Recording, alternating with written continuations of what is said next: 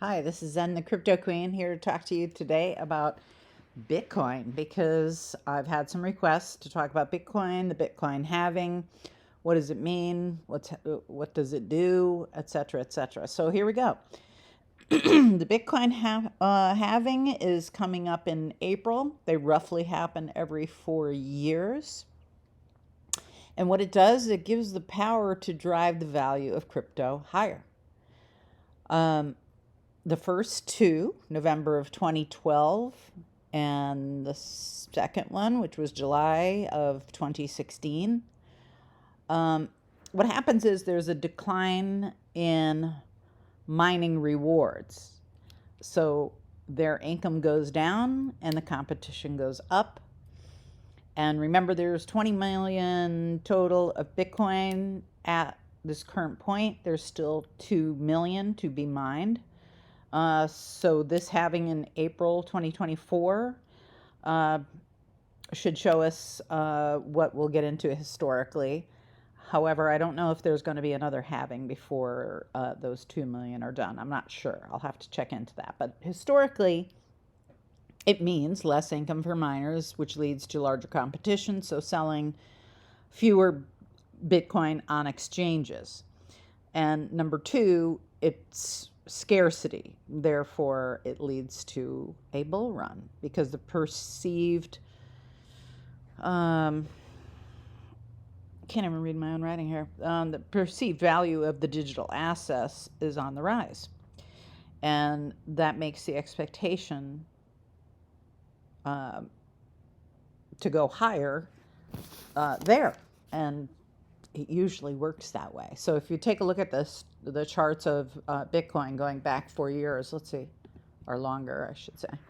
Let's see if the chart goes, how far the chart goes back. Well, let's go all. Well, look at that. Interesting. And, if I started buying and holding when it was at $320, which is right around where I got in, I think that was, where was that? Right around 2016. Somewhere in here. Okay, anyway, we're not going to talk about the island I could be living on. The act of the halving seems to create new enthusiasm, which obviously, if you've been paying attention in the crypto world, you see that. So more people are investing, and that translates to price growth, and that can happen fast and furious. Notoriously, it happens just before or just after the halving. So again, it's in early April. I'm going to give you the examples. July of 2016, Bitcoin was at $650, and by December 2017, it was almost 20K. Similar pattern happened in May 2020. It went from 8,900 to, again, I can't read my own handwriting. Oh, no, April 2021 to 65K. So all halvings aren't created equal, but this one seems to be on quite the bullish run, and word out there. And of course, I have to give my disclaimer. I am not giving financial advice. Please don't buy anything based on what I say. I'm simply sharing what I do, okay?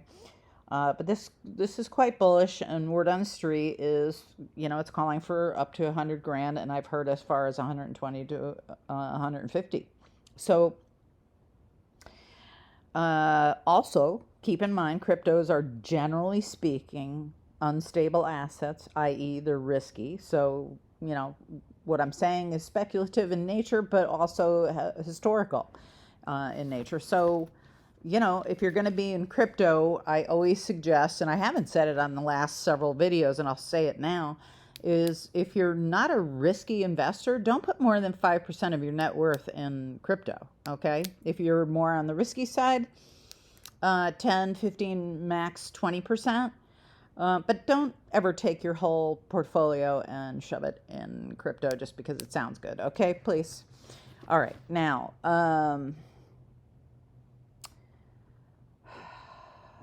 currently, companies and investment, major companies and investment firms are incorporating digital assets into their operations and portfolios, which is a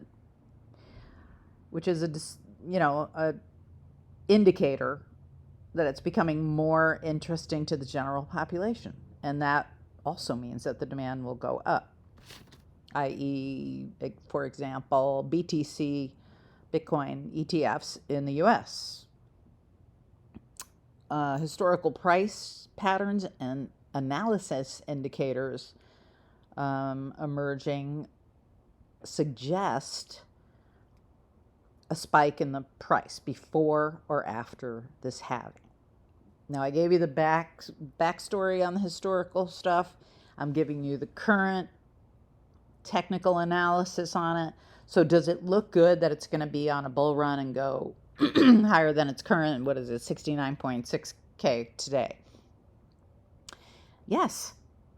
So if you're holding Bitcoin, keep on watching, and be very careful in April. Like I said, I haven't said it yet. It's in my notes. Let me give it to you. A few strategies, okay? First, just overall strategies these are. Then I'm going to give you a couple other strategies. Number one, diversify your crypto portfolio. Ethereum, ISO 20022 coins, which I talk about all the time, XRP, XDC, XLM, Algorand, IOTA. I would diversify a bit, because once it's on a bull run, generally speaking, it becomes also altcoin season. Okay. So, and number two, strategy is, if you want to keep it, less risky for yourself, but it's still risky because it's an ETF that's utilizing Bitcoin. Okay. And then number three is spot trading between Bitcoin and USDT, a stable coin.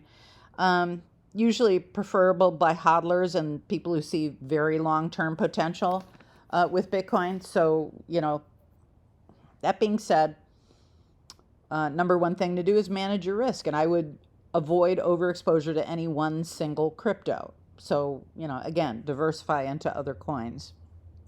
And if that means you need to watch other videos of mine or other people's, please do so. But research, other coins that you think will have potential.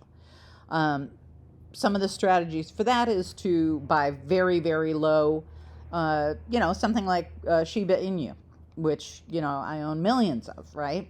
But all it has to do is move, 1 decimal point, and I can make a lot of money off of that, right? And then go buy other coins and take that profit and either put it in other coins or take some, turn it into a fiat currency, which leads me to taking profit along the way. You can buy the other coins to diversify, and then be careful how you take it into a fiat currency, whether you're using US dollars, New Zealand dollars, or, euros or what have you, because it does, depending on how much and what you're doing, it can trigger a tax event for you. So just be aware of that. And it might mean something different to an American than it does to someone who lives out of country. So, do your own research on that one, okay? Also, I just wanted to throw this out there because I think it's really important, and I mentioned it to, a client, so I'm going to mention it to you. Exchanges could get backlogged. So if you're only using, let's say, UPHOLD at the moment, or you're only using BITTREX at the moment, they can get backlogged depending on how many, how this bull run goes. So have several exchanges at the ready to move crypto from your ledger to a few exchanges to either buy, take your profits, buy other coins, or move it to fiat currency, okay? Because again, it's going to trigger a tax event, so plan that accordingly and carefully. But if you perceive yourself as somebody who's going to take some profits in this upcoming bull run, if you only have UPHOLD, go ahead and sign up for COINBASE, BITTREX. All my links are in the description box below, and get other accounts set up, because you're going to want to move from ledger to an exchange to either, again, take some cash in fiat currency or buy other coins with your profits, right? So it makes sense that a lot of those exchanges, there's going to be some sell-off going on. And so you got to manage that risk as well. Okay. And I'm going to wrap it right here. And I hope this was helpful to you. If you have any other questions about the Bitcoin halving or Bitcoin in general, people have asked me, because I'm deep in, you know, the XRP, XLM, ISO 20022 coins. If I have any Bitcoin, yes, I do. I'm excited. I think it's going to be a really nice bull run, and I'm looking forward to it. So stay tuned, and I will chat with you all very soon. And I love you all for being here with me. I really appreciate you. Hit that subscribe button and give this video a thumbs up. It helps me grow my channel and gets me running in those algorithms, and I really appreciate it. Till next time, peace out.